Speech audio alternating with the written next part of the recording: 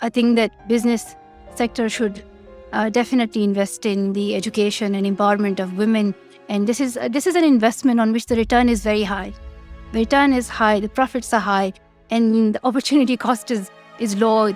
When you invest in a girl, you are contributing to that girl individually. She's going to have a future. How do you move to actually change the social dialogue, among other things, around empowerment of women, for example, and not just education? Yet for Malala. Well, I think we do want to see change.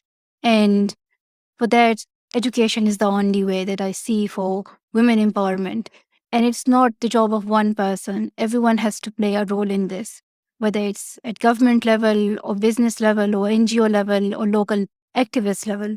And that is something that I have recognized right from the beginning. And what I personally am doing through Malala Fund is I am empowering and reaching out to local advocates in Pakistan, in Nigeria, in Latin America, in India, and we are empowering them so that they can bring change in their local communities, whether it's teachers training, whether it's bringing STEM skills, whether it's giving e-learning. I'm also focusing on empowering girls because they are the future, and giving them a voice so that they can speak out for their rights. They can try to speak out about the issues that they're facing. So I'm doing that, but then also governments and presidents and prime ministers, they have a big role in making sure that women can have access to quality education, they can have access to opportunities. And I think some countries are leading in that and they're stepping forward, especially Canada. Like, I'm really looking forward to G7 and the steps that you would be taking. You would be excited to hear about those. But I think everyone has to play their roles. And I'm also I think that business sector should definitely invest in the education and empowerment of women. And this is an investment on which the return is very high. The return is high, the profits are high, and the opportunity cost is low. When you invest in a girl, you are contributing to that girl individually. She's going to have a future, but you're also impacting the country, the nation. It is helping in economic growth. It helps reduce poverty. It helps us tackling climate change. So it helps us to reduce child labor, child trafficking, early child marriages. So the benefits and the advantages are countless. It is just reminding ourselves that we have to take a step. And that step is investment in education. Donor countries, developing countries, business sector, governments, everyone has to come together and play their role. On the Global Partnership for Education, which is such an important initiative that Malala, you're so involved in.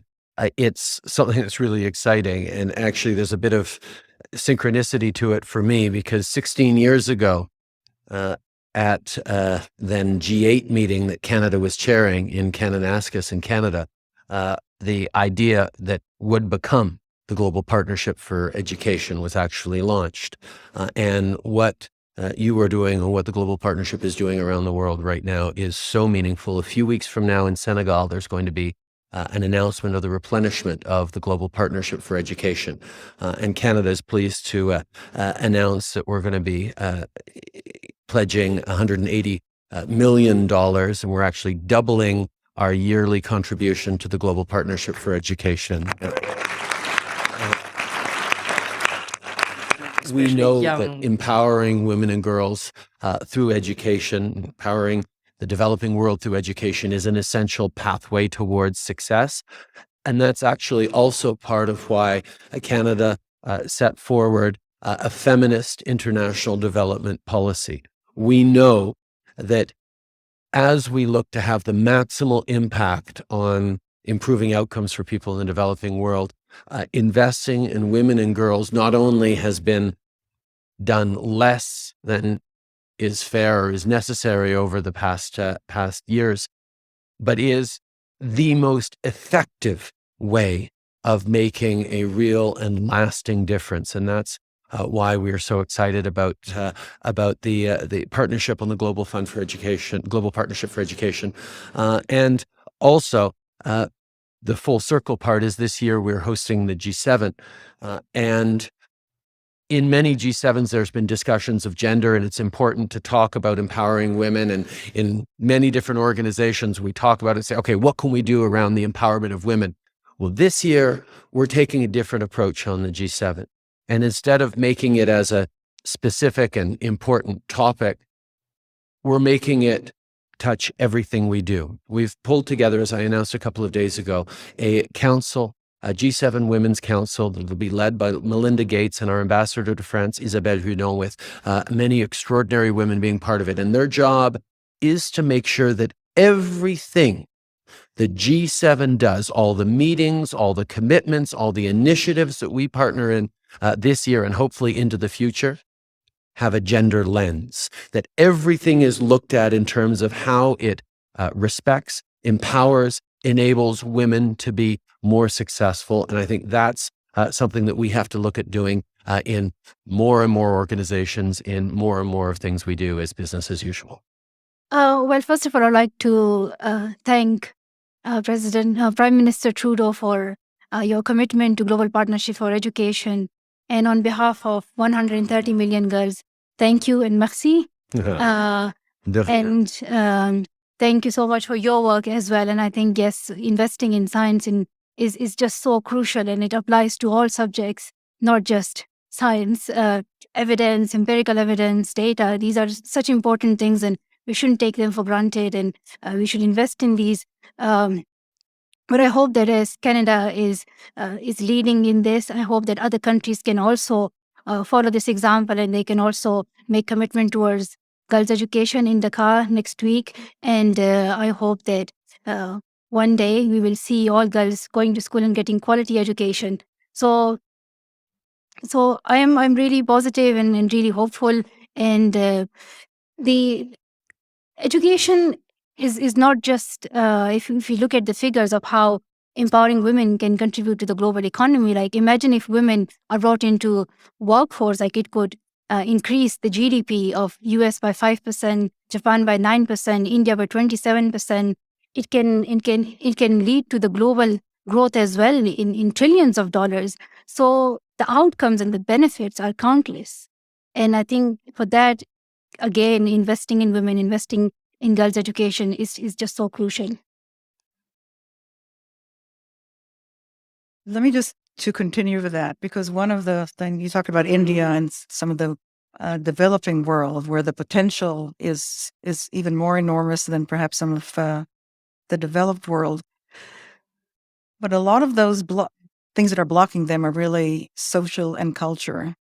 And how much in your work do you see the ability or the beginning of the changing? Because otherwise, a lot of people will be left behind if we don't bring up our cultures and our values along with that. So I always have that in mind, and that is why we are working with local partners, local activists, because we know the culture. We know that if there's an NGO based in a Western country coming and working in Lebanon or Afghanistan, it can be a challenge. That is why my approach is that we work with local activists. We support them because they know the problems and they know the solutions. They know how to best solve those problems. So in Afghanistan, there is a challenge that there are not enough women teachers for girls. That is why parents don't send their girls to school, because they are afraid that they don't want male teachers to be teaching their girls. So that's why we're supporting a teachers training, women's teachers training. In Lebanon, we are supporting tech education and e-learning. And recently, I visited that project. I went to Lebanon. I think it was on Saturday. So I've been quite busy and traveling. Hope university is kind to me and excuses me, but I can write you a note if you. Yeah, we have made an agreement. That's why I'm here. But I hope that, like, I'm giving up my days of school because I want to highlight that the education of women and girls is just so important. I was in Lebanon and we were in this gathering of around 12 girls, and they were all Syrian refugee girls. And I asked girls the question that what do they want to be in future? And one girl said she wants to be an architect. And I asked why. And that girl said that she wants to be an architect because on the day that she left Syria, she saw her country destroyed and devastated. And that day she decided that she will become an architect so one day she can rebuild her country. So this is the passion that I see among these girls that gives me courage to continue on fighting for girls' education. And when you meet these girls, whether they are in Mexico, whether they are in Nigeria, in Lebanon, in Afghanistan, these girls are so passionate about learning, about going to school, about getting their education, because they know that that is how they can get their future, because they know that that is how they're going to get empowered. So the empowerment of girls is only possible through quality education, and we have to keep on pushing for this.